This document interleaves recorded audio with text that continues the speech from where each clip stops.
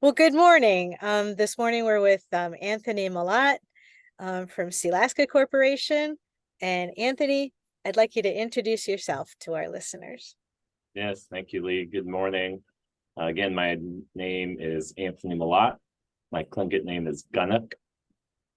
I grew up in Yakutat and Juneau. I'm Sagwadi, eagle killer whale, a child of the Quashkekwan from Yakutat, Alaska, and the grandchild of the Koyukon Athabaskan. My mother is an Evans from Rampart, Alaska. I am the president and CEO of Sealaska Corporation and have been in that role for just over 9 years and have been with Sealaska for 17 years, previously as our chief investment officer.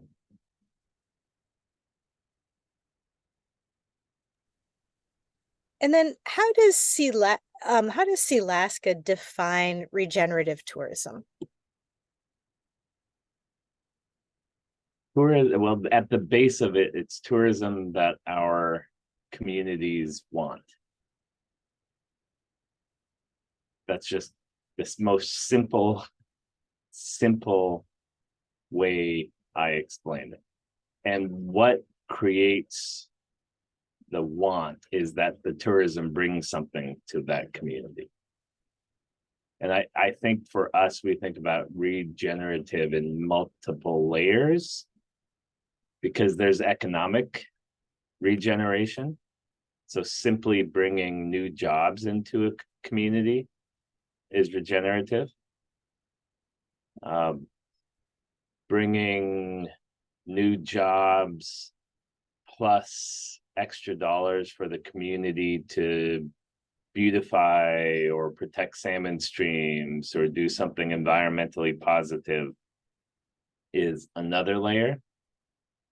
And then there's also a pride layer, a cultural pride or a community pride where the community is attracting visitors that really care about why they're visiting that community, understand why they're visiting that community and what that community has to offer.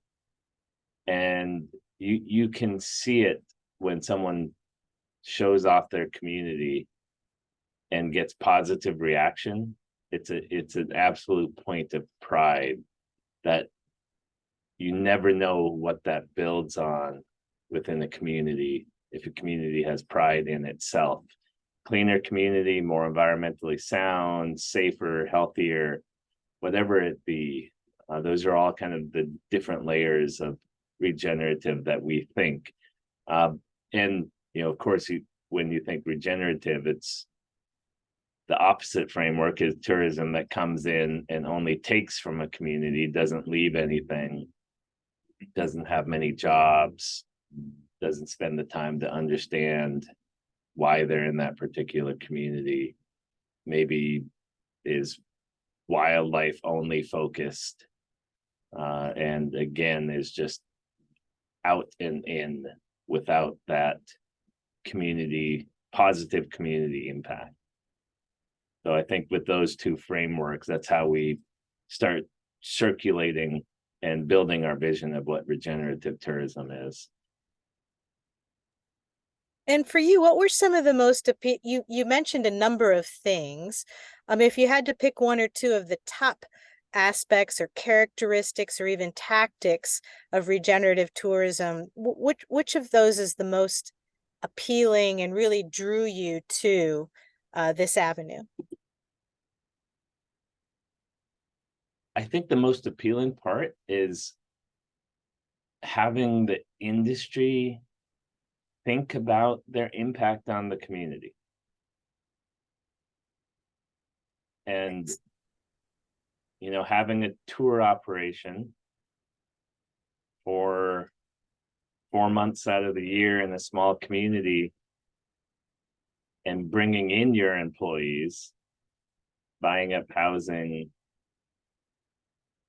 the employees aren't from the community, the infrastructure is not from the community, and then you leave the next year. I think someone in industry that understood the goal of regenerative tourism might think through their plan again. And maybe that's the only way they could go. But at least the thought process to say, okay, this is an opportunity. I'm getting something from this community. What can I give back? And most of the time, it's just a relationship and the opportunity to ask the community. Most tour companies come in, they don't even ask the community, what bothers you? What don't you like about this? What could impact and benefit you? I think those conversations are all a part of regenerative tourism, because the pinnacle of regenerative tourism is that the company is a part of the community. Excellent. Thank you. Um, and how does regenerative tourism fit within Sealaska's economic vision for the future? What role do you see it playing? So we've our when I speak to where we put our economic focus, it's our rural native communities that have lost economic opportunity over the past few decades. And so these communities have had timber come and go. These communities have faced just a steady decline in access to commercial fishery, the commercial fishing industry. Boats leaving the community, families leaving the community.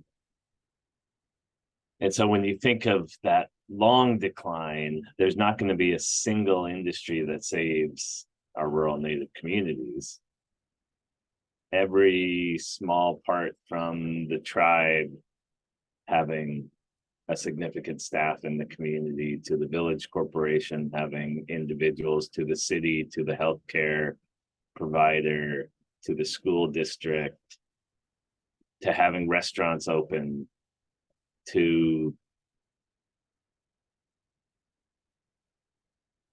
having access to industries where entrepreneurs can succeed, mariculture, tourism, gaining back commercial fishery permits, and the ability to make your livelihood commercial fishing. All of those need to work together to combat the economic loss that our communities have faced from the boom and bust industries. Excellent. Thank you again for that answer. The final question I have for you is, what does it look like? Can you give us an example of what regenerative tourism looks like now or in the future? I think I see two. There's a community that is just dipping its toes into tourism right now. It has had a type of tourism that is, it provides jobs in the communities, but it also takes a lot from that community. So it's kind of borderline regenerative, and it's kept the community, let's say, on the fence about tourism. But if the community at its core needs economic development, if there are industry partners or entrepreneurial partners that want to work with the community, the city, the tribe, or the village corp, starting small, onesies, twosies, in terms of, a walking tour through the community, or a bus tour through the community, or a beach cleanup day, tour, whatever it be. And then from that starting point, philosophically build an industry around continuously thinking, what is the community willing to accept in terms of more visitors, and how can I design my tour or create a visitor experience that is also impactful for the community. And so that is one vision. The other vision is just to start big, to have like a master plan, where the master plan is, okay, we're going to do it. We're going to either get, 20 small ships a year, or we're going to start getting the big ships a year, or we're going to really open up to the independent traveler, whatever that master plan vision is.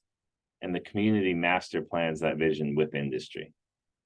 And there's a few examples in Southeast where, going big is scary, but going big with the right philosophy can really provide positive impacts to the community. And when there's that, pull and tug of friction, with the community impact being possibly negative with too many visitors, the industry has to respond.